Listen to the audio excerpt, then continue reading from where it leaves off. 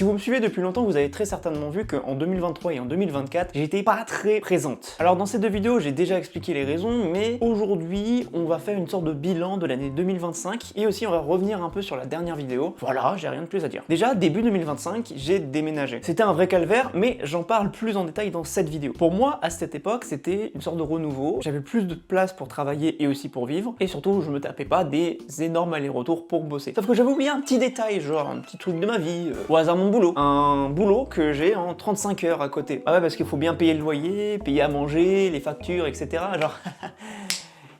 Je pensais vraiment que ce déménagement allait changer les choses, mais comme j'ai dit, mon boulot m'a donné pas mal de fil à retordre. En fait, déjà, à l'époque, j'avais des énormes problèmes d'emploi du temps. Mes emplois du temps étaient pas du tout stables, c'est-à-dire qu'il y avait vraiment, entre 2 semaines, tous les jours pouvaient changer du tout au tout, et en règle générale, j'avais l'entièreté de mes journées de bouffer, donc je ne pouvais pas bosser sur mes vidéos. Et en plus de ça, faut dire que l'ambiance au travail était compliquée, pas avec mes collègues, mais plus avec mon patron. Il y avait aucune entente, il y avait aucune écoute de sa part, et il y avait aussi des décisions lunaires. Alors autant il y a des décisions qui ont été prises par le siège, et là pour le coup on peut rien faire, mais là il y en a certaines qui sont vraiment loufoques, hein, qui ont été prises par mon patron. Genre par exemple au hasard, à un moment donné, les toilettes clients, ça faisait plusieurs mois qu'elles étaient cassées, donc fermées. Au passage on se prenait des insultes, hein, on se prenait des remarques bien évidemment par les clients, mais on perdait aussi du chiffre d'affaires. Et pour remédier à ça, au lieu de, je sais pas, genre demander au siège de se gourer, de se bouger le cul, non, mon patron il a préféré réouvrir les toilettes.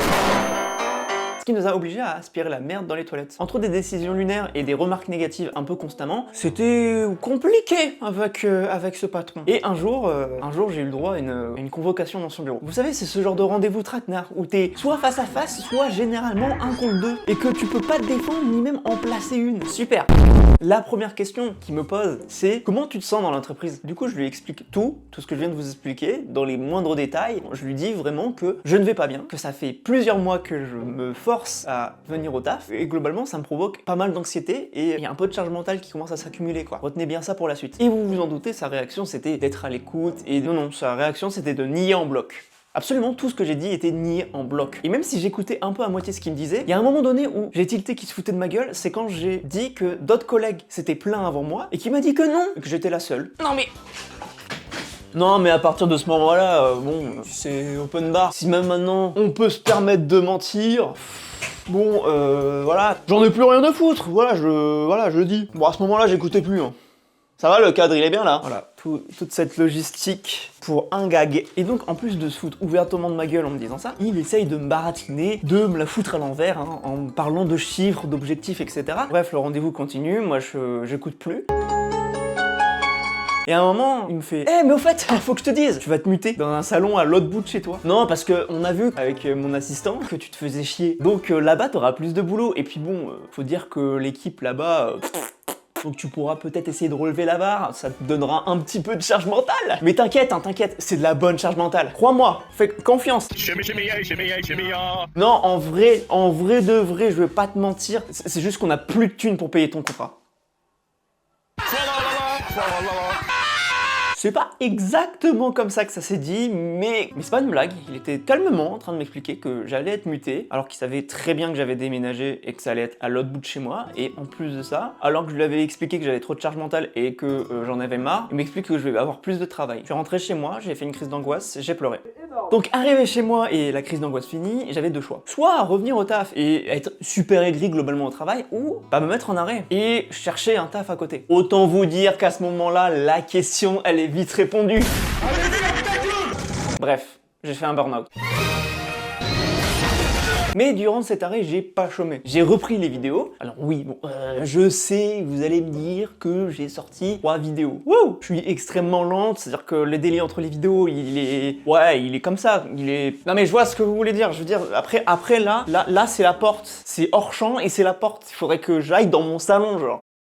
Mais ça m'a permis de m'imposer des limites. Parce que avant, j'avais plus trop de motivation à faire ces vidéos. Donc je me suis imposé des limites. La première, c'était de faire des vidéos qui me plaisaient, sur des sujets qui me plaisent, et surtout, si ma vidéo me plaît pas, je la retourne, je la réécris, bref. Genre vraiment, je veux faire un truc qui me plaît, qui me correspond. Je sais qu'au vu des stats, c'est vrai que certains sujets sont un peu moins intéressants que d'autres, apparemment. C'est giga nul. J'en ai rien à foutre, écoutez-moi bien, je referai des vidéos sur Evangelion, quoi qu'il en coûte, j'en ai rien à foutre. Mais surtout, je voulais pas me mettre la pression. C'est-à-dire que si j'ai pas envie d'écrire la vidéo, si j'ai pas envie de la tourner ou si j'ai pas envie de la monter, bah je le fais pas. Ça peut paraître con, mais c'est vrai qu'avant, c'est pas un truc que je faisais. Je me forçais un peu. Et la preuve, c'est que quand je me force pas, des fois, je me fais un peu plaisir au montage. Mais au moins, je garde cette motivation. Bon, après, je n'exclus pas le fait que je suis extrêmement lente au montage. Et aussi, j'ai repris les streams. Et je sais ce que vous allez encore dire, c'est que pendant une longue période, j'ai pas fait de stream, c'est-à-dire que c'est bon, vous avez compris la blague, voilà, c'est drôle, je suis dans ma cuisine, j'ai des micro-cravates de fou. Bon, d'accord, c'est bien joli tout ça, mais est-ce que j'ai recherché un boulot?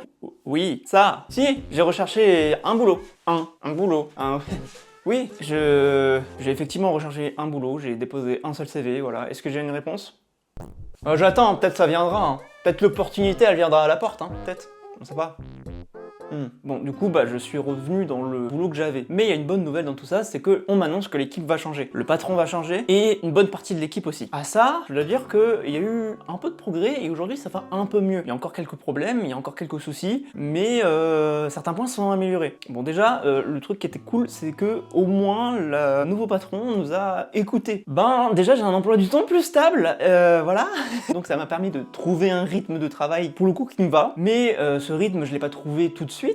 Il m'a fallu une petite pause pour le trouver, et surtout un projet sur lequel j'ai eu la chance de travailler, un projet qui s'est fait entre amis, et c'est un projet qui me tient à cœur. Et c'est pas un petit projet, hein, c'est 6 minutes d'animation de texte. L'animation de texte, c'est quand même un domaine que je maîtrise pas non plus des masses, même si j'en fais un petit peu sur ma chaîne. Faire une animation de texte pure et dure comme j'ai fait, pour le coup, avant ça, j'avais jamais fait ça. Et c'est quand même quelque chose de long et de chiant. Ce projet, c'est un clip de rap qui a été fait à l'occasion du Thé d'Or. Ça m'a été donné par mon ami Lady Oscar Delville. Par clip de rap, j'entends plus une projection qui est derrière sa perf pour illustrer. Et franchement, la chanson a des paroles très touchantes. Ça parle de lui, ça parle de son vécu. C'est poignant, ça prend au tripes. Et surtout, c'est un projet sur lequel j'ai adoré travailler. Même si c'était très compliqué parce que c'était un domaine dans lequel j'excellais pas trop. Honnêtement, très honnêtement, j'ai adoré travailler là-dessus. Et en vrai, je dois remercier beaucoup tous les tutos After Effects qui ont commencé à popper dans ma timeline de Real Insta, genre comme si on m'écoutait quoi. Comme si on m'espionnait. Et en vrai, ça m'a permis de trouver mon rythme. Parce que oui, certes, j'avais une deadline de 2 semaines, donc en vrai, c'est largement possible, mais à côté, je le rappelle, j'ai un boulot en 35 heures. Fallait absolument que je trouve un rythme pour bosser. Mais malgré ça, c'était, je le répète, et j'arrêterai pas de le répéter, un projet sur lequel j'ai adoré travailler. C'était vraiment, vraiment cool. Je me suis surpassé et le rendu est exceptionnel. Franchement, je suis très très fier de ce rendu. Vous le voyez un peu à l'écran, mais je vous invite vraiment à aller regarder l'intégralité qui est dispo sur mon Instagram. Je vous le mettrai en description. Putain de merde, c'était un beau projet. Mais bon, comme j'ai dit, ça faisait beaucoup de boulot, donc j'ai dû prendre une petite pause pour me vider un peu la tête. Et ensuite, j'ai commencé l'écriture de la vidéo sur The Amazing Digital Circus. J'ai fait le tournage, j'ai commencé le montage, et de base, ça devait sortir avant l'épisode 7. Bon, j'avais pas prévu le timing de montage. J'ai eu 1 heure de rush, autant vous dire que c'est compliqué, surtout avec les extraits, etc. Mais en plus de ça, avec les fêtes, j'ai préféré prendre du temps pour moi, et la vidéo est finalement sortie fin janvier, je crois, je sais plus. D'ailleurs, je vais en profiter pour revenir sur quelques points de la vidéo. Déjà, premier point, il y a énormément de transphobes qui me sont tombés dessus en me disant que mon interprétation de Zooble était fausse, en me disant que Yel ne faisait pas de la dysphorie et que Yel n'était pas non-binaire. Alors à ça, je vais devoir clarifier. Oui, Zooble n'est pas non-binaire. Je suis désolé, je vous ai encore menti, voilà, j'ai menti. Mais Zooble, certes, n'est pas non-binaire, mais elle est Zooble.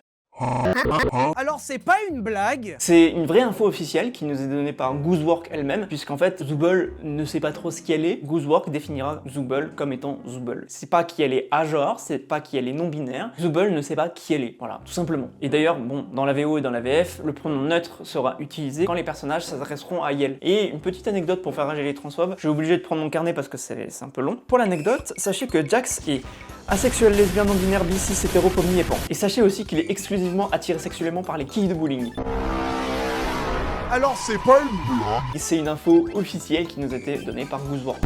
En vrai, vous verrez peut-être pas l'intérêt de revenir sur ce point, mais en vrai, c'est un point important pour moi, surtout quand certains me disent que ça n'a aucun rapport. Le fait que les personnages, genre Zooble, au neutre, genre, c'est fou de dire ça, genre. Ouais, non, là, j'avoue, c'est chaud. Putain, déjà, être transphobe et regarder The Amazing Digital Circus, c'est complètement con, putain. Non mais t'es complètement à l'ouest. Mais ensuite, quand je parle que la série est mal vendue en disant qu'elle est vendue comme étant pas faite pour les enfants, et je vais éclaircir mes propos. Dans la vidéo, je parle du fait que ce terme est utilisé quand un animé, un dessin animé, a un peu d'humour noir, un peu bourré d'insultes. Et en fait, c'est vraiment un terme fourre-tout qui veut absolument rien dire. Et c'est dommage parce que ça exclut une bonne partie de la population. La classification Netflix, qui est 13+, est totalement appropriée. Il y a tellement d'autres œuvres du même style qui sont, elles, pas dépeintes comme pas faites pour les enfants. Genre par exemple Evangelion, c'est un animé qui est destiné aux ados, mais pourtant, on le vend pas comme un animé qui n'est pas fait pour les enfants. Ouh. Oui, dans les faits, c'est pas un dessin animé qui est fait pour les enfants. Si par enfant, tu entends un enfant en dessous de 13 ans. Mais dans la plupart des vidéos, ce terme, il est utilisé dans le vent. Et ça rend l'œuvre complètement edgy. C'est une énième série à la con comme Has-Been Hotel bourré d'insultes. C'est les arguments qui sont souvent utilisés par les gens qui n'aiment pas la série et surtout ceux qui n'ont jamais vu la série. C'est saoulant en fait. Mais pour autant, The Amazing Digital Circus est un peu sortie de sa sphère edgy. Mais elle y est un peu retombée à cause de 2 points. Le premier, c'est l'image négative que ce discours lui colle. Et la deuxième, c'est des influenceurs n'ayant jamais regardé la série, qui sont juste opportunistes et qui prennent le buzz pour eux. Genre ça a carrément fait des putains de TikTok parlant de la série pour promouvoir ces chansons qui n'avaient aucun rapport. Il y a un moment donné, faut arrêter les gars. Il y a beaucoup de vidéos où ça faisait vraiment regardez, c'est bien,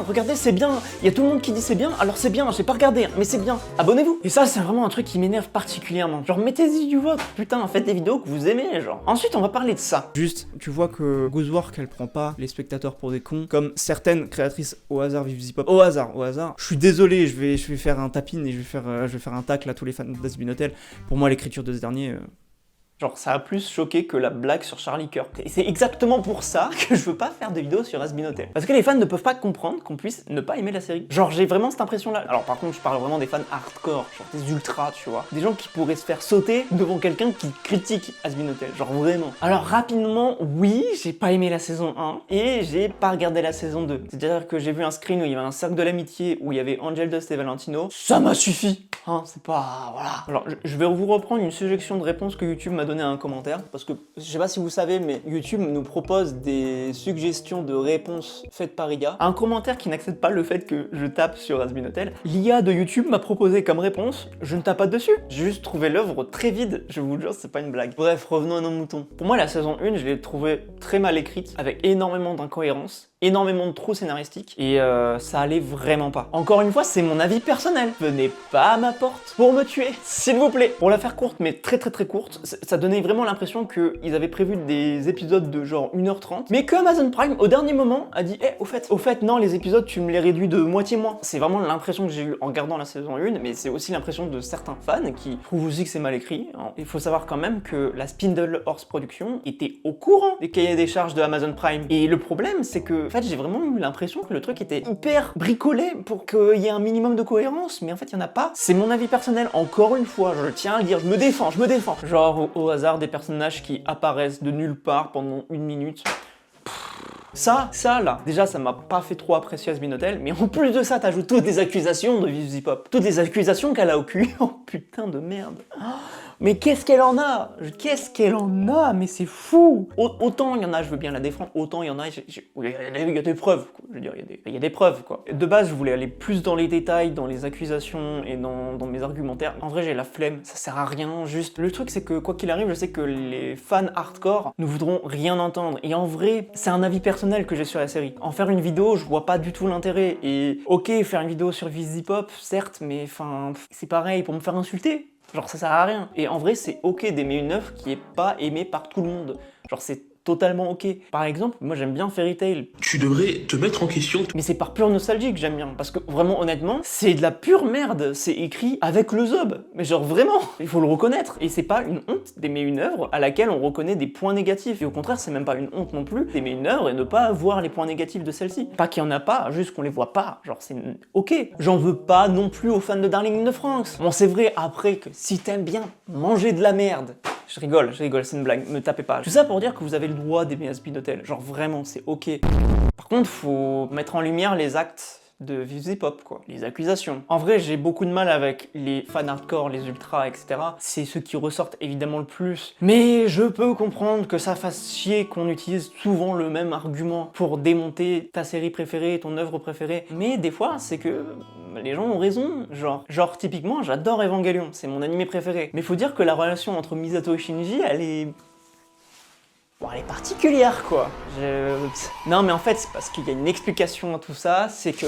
Bon, bref, pour en revenir à nos moutons, je pense que je ferai une analyse beaucoup plus poussée de The Amazing Digital Circus. Déjà, je ferai une analyse de tous les personnages. J'espère qu'elle sortira avant le dernier épisode, mais je pense que je ferai une analyse beaucoup plus poussée à la sortie du dernier épisode. Bon, maintenant ça va beaucoup mieux, j'ai trouvé mon rythme pour travailler. Je suis peut-être encore un peu lente à faire les vidéos, mais ça, comme je vous ai dit, c'est selon mes envies. Et pour les streams, en vrai, je sais pas quand je vais reprendre. J'ai repris un stream il y a pas longtemps pour réagir à l'épisode 8 de The Amazing Digital Circus, mais j'attends vos conseils sur comment reprendre des streams parce que bah pour le coup, je sais pas trop. Je sais que la plupart des gens qui me suivent sur les réseaux sont étudiants ou au travail, donc le faire la journée sur mes périodes de repos ou sur les moments où je travaille pas, c'est compliqué, et les faire le soir, bah j'ai pas souvent l'envie, et surtout j'aimerais bien profiter d'être avec ma copine, donc j'attends vos conseils. Bref, c'était encore une vidéo mise au point, ça fait à peu près 75 en 4 ans. Non, j'espère quand même que cette vidéo vous aura plu. Bah n'hésitez pas à liker, tout ça, voilà. Les réseaux sociaux, ils sont dans la description. Si vous voulez me faire un soutien financier, pareil, c'est dans la description. Quant à moi, je vous dis, c'était Octavia. Bisous.